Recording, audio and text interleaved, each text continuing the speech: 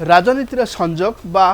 Coincidence बहुत क्वचित देखा मिले किंतु संबलपुर रे एभली एक संजोग देखा मिली जहाँ आपण को आश्चर्यचकित कर संजोग होची जिलार दुई प्रमुख नेता उभय शिक्षा मंत्री होती भिन्न समय किंतु तांकर जो विदायटी जदि कह विवादीय कारण जो विदाय होती एवं एभली जो संजोग कथा मुझे आपको कहूँ जे दुई जन भिन्न भिन्न सरकार मंत्री थिले निकट में आपन जानिथिबे जे धर्मेंद्र प्रधान केंद्र शिक्षा मंत्री पदरु इस्तीफा देइछंती एवं जोथिपाई कि जे नीट परीक्षा परिचालना विभ्राट पाई तांको इस्तीफा दाबी जोर धरिला एवं छात्र युव एमान पक्षर आंदोलन जोरदार करागला एवं जो जा परे धर्मेंद्र इस्तीफा देइछंती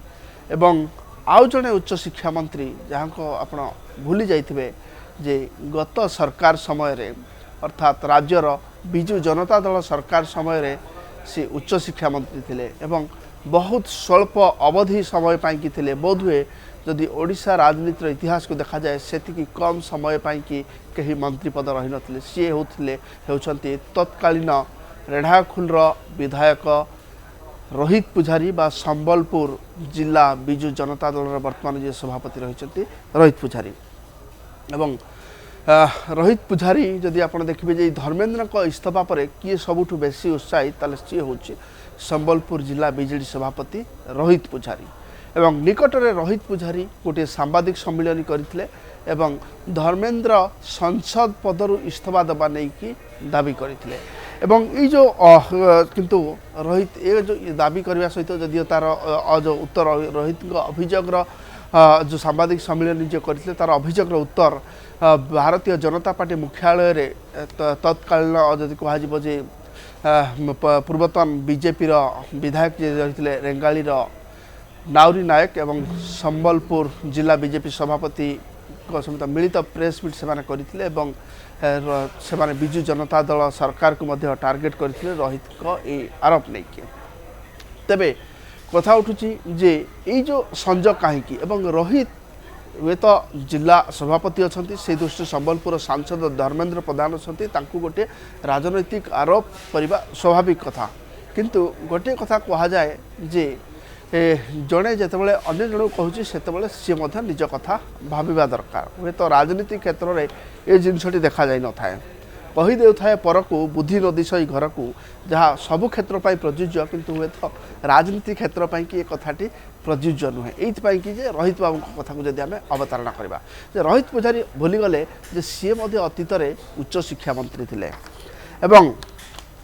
किभली भाव में स्वल्प समय पाई उच्च शिक्षा मंत्री थे से कथा तो समस्ते जानते किंतु बिना जो वज्रपात जो मेघ भली बा बिना मेघरे वज्रपात भली रोहित पुजारी इस्तीफा ठीक से भली थिला अर्थात जदि कह खबर जगत जदि कह न्यूज रूम रे गोटे नीरवता राजनीति करुला कौन विशेष बड़ ब्रेकिंग खबर नाला हठात मुख्यमंत्री कार्यालय पक्षर गोटे खबर आसला तत्कालीन मुख्यमंत्री कार्यालय पक्षर जे रोहित पुजारी उच्च शिक्षा मंत्री इस्तीफा देइछंती एवं ये जो जितेबाला ये रोहित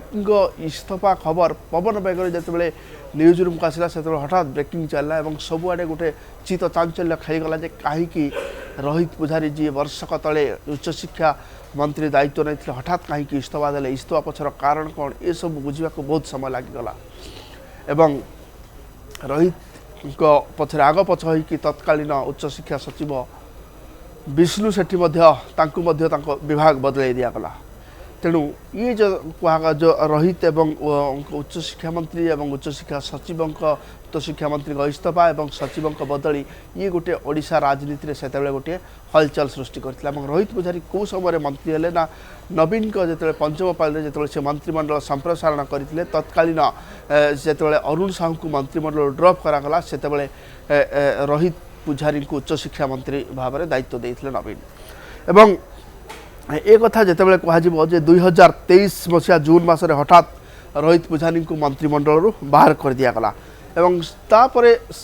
वर्तमान सुधा रोहित पुजारी को कहीं मंत्रिमंडल बाहर करागला एवं सचिव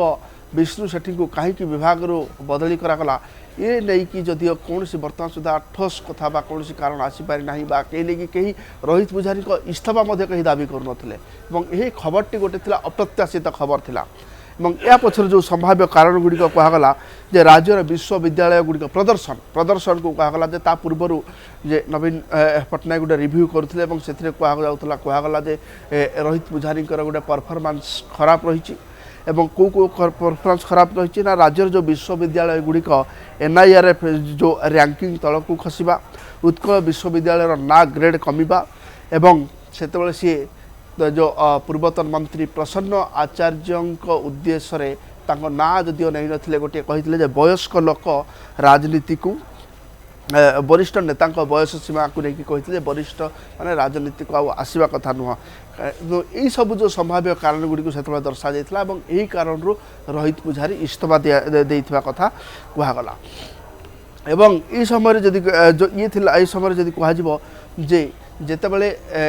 ठीक से भाव में जो संजोग कथाटी मो बैकग्राउंड रखी जे संबलपुर शिक्षा मंत्री और संजोग ये माने दुई जन जाक संबलपुर शिक्षा मंत्री भाव में जड़े उच्च शिक्षा मंत्री भाव में बीजेडी सरकार एवं जड़े प्रधानमंत्री नरेंद्र मोदी कैबिनेट उच्च जो शिक्षा मंत्री थे धर्मेंद्र प्रधान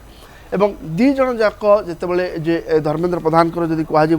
जे किभली नीट परीक्षा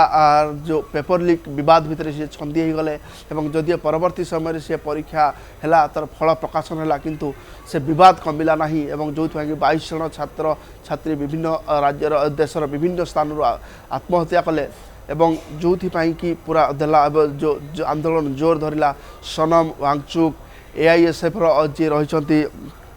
जे जो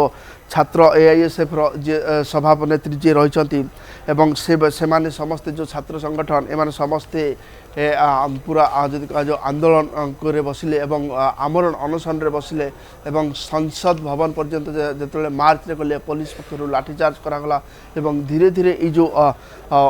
विवाद सोनम वांगचुक एवं AISF सभानेत्री नेहा बोरांक भली जो छात्र नेता एमाने जेतले जो गोटे पटे आमरण अनशन रे बसिले अन्य पटे संसद पर्यंत जो मार्च रे बाहर युव छात्र ये गोटे पटे कह ये धीरे धीरे ये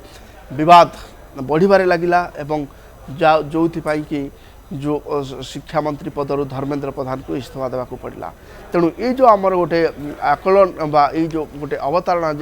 जो रही जे संबलपुर शिक्षा मंत्री एवं संजोग ये प्रकृत पक्षे राजनीति गोटे या संजोग बोली कह जाई पारे एवं जहाँ संबलपुर क्षेत्र में घटी।